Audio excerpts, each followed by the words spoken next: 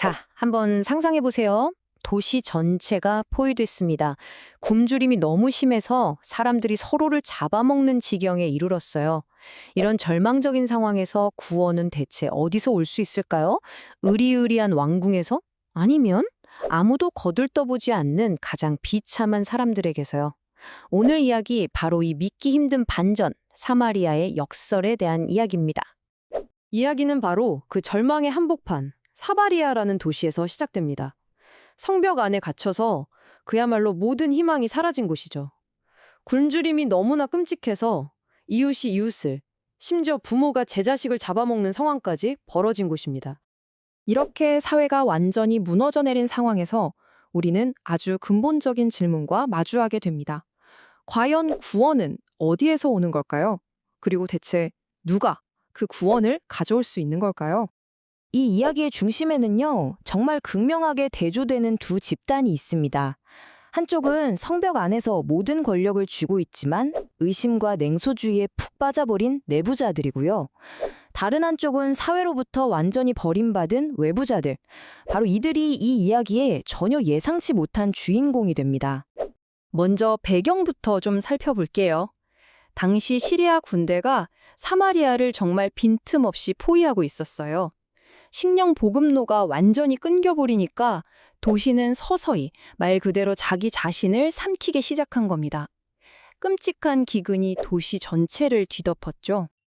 근데 정말 흥미로운 점은요, 이 거대한 비극의 무대 중앙에 왕이나 장군 같은 사람들이 서 있는 게 아니라는 겁니다. 바로 4명의 나병 환자들.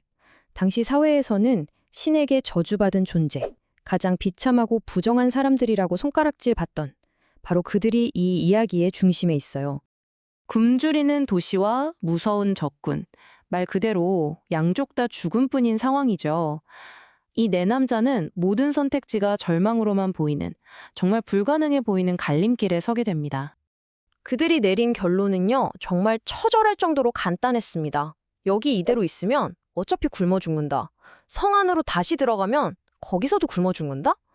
그럼 차라리 적군한테 가보자. 운이 좋으면 살려줄지도 모르잖아? 이건 뭐 용감해서가 아니에요. 그야말로 더 이상 잃을 게 아무것도 없는 사람들이 던진 마지막 승부수, 냉정한 도박이었던 거죠. 이들은 이제 죽음을 각오하거나 아니면 운 좋게 음식 찌꺼기라도 얻을 생각으로 시리아군 진영으로 다가갑니다. 그런데 말이죠. 그들 눈앞에 펼쳐진 광경은 정말 상상조차 할 수 없었던 것이었습니다. 텅 비어 있었어요. 그 거대했던 시리아 군대가 그냥 흔적도 없이 사라져버린 겁니다. 이유가 뭐였냐면 정체불명의 소리 때문이었어요. 그들은 환청을 듣고는 거대한 연합군이 쳐들어오는 중으로 착각해서 모든 걸 버리고 공황 상태로 도망쳐버린 거죠. 자, 이 장면을 보면 이들의 인간적인 모습이 그대로 드러납니다. 이들은 성인군자가 아니었어요. 가장 먼저 한 일은 뭐였을까요? 당연히 허겁지겁 배를 채우는 거였죠. 그리고는 금은보화와 옷가지를 챙겨서 자기들을 위해 숨깁니다. 바로 이 지극히 인간적인 모습 때문에 잠시 후에 이들이 내릴 결정이 더욱더 강력하게 다가오는 겁니다. 그런데 배도 부르고 주머니도 두둑해지니까요. 이제는 배고픔이 아니라 전혀 다른 무언가가 이들을 짓누르기 시작합니다. 바로 양심의 가책이었죠. 여기가 바로 이 이야기의 핵심, 역설이 드러나는 지점입니다. 생각해보세요. 이들은 이제 먹을 것도 있고 재물도 있어요. 자유롭습니다. 그런데 대체 왜 자신들을 경멸하고 성 밖으로 내쫓았던 그 도시로 굳이 돌아가려고 마음먹었을까요? 그 답은 놀랍게도 단순한 동정심이나 이타심이 아니었습니다. 그보다 훨씬 더 깊은 곳에서 온 감정, 바로 두려움이었어요. 일종의 믿음이었던 거죠. 이들은 사람의 법이 아니라 그보다 더 높은 존재의 심판을 생각했습니다. 이 엄청난 소식을 우리만 알고 있으면 분명 신에게서 벌을 받을 거야. 바로 이 생각 때문이었습니다. 정말 엄청난 아이러니 아닌가요? 사회가 저주받았다고 낙인 찍었던 사람들은 보이지 않는 신의 심판을 두려워했는데 정작 성벽 안의 권력자들은 눈앞에 펼쳐진 기적조차 믿지 못하고 오히려 비웃고 있었으니 말입니다. 자, 이제 이 놀라운 소식은 성문을 넘어서 권력의 심장부, 왕궁으로 향합니다.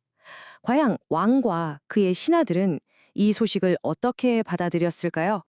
나병 환자들이 이 기쁜 소식을 전했을 때 왕이 보인 첫 반응은 기쁨이 아니었습니다. 권력자들이 을에 그렇듯 본능적인 의심이었죠. 그는 이걸 기적이라고 보지 않았어요. 이건 통제할 수 없는 변수, 혹시 적의 함정일지도 모른다고 생각한 겁니다. 그리고 바로 여기서 비극이 일어나죠. 예언을 조롱했던 왕의 신하가 죽게 되는데요. 이건 뭐 하늘에서 벼락이 떨어진 게 아닙니다. 기적을 기적으로 받아들이지 못하고 어떻게든 자기 힘으로 관리하고 통제하려고 했던 그 오만함이 불러온 필연적인 결과였던 셈이죠. 결국 그의 냉소는 자기 자신을 옭아매는 예언이 되어버렸습니다. 그는 자신이 절대 불가능하다고 비웃었던 그 풍요로운 광경을 자기 눈으로 똑똑히 봤지만 정작 자신은 그중 단 한 입도 맛보지 못하게 된 거죠. 그렇다면 이 오래된 역전 이야기가 오늘을 살아가는 우리에게 말해주는 건 뭘까요? 이 첫째가 꼴찌되고 꼴찌가 첫째되는 역설의 핵심은 과연 무엇일까요? 이 이야기는 결국 지위나 권력의 이야기가 아니라 믿음의 이야기입니다. 권력의 가장 중심에 있던 이들은 오히려 자신의 지위 때문에 구원을 보지 못하는 장님이 되었고, 가장 낮은 곳, 가장 변두리에 있던 꼴찌들이야말로 희망을 전하는 첫째가 되었습니다. 이건 정말 모든 걸 뒤집어 엎는 놀라운 반전이죠.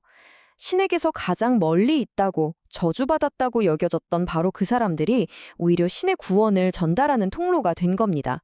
어쩌면 진정한 믿음은 강하고 안정된 곳이 아니라 가장 절박하고 모든 것이 깨어진 곳에서 발견되는 건지도 모르겠습니다.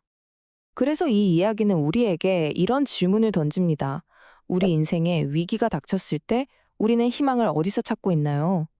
화려한 권력의 중심에서 들려오는 목소리에만 귀를 기울이고 있나요?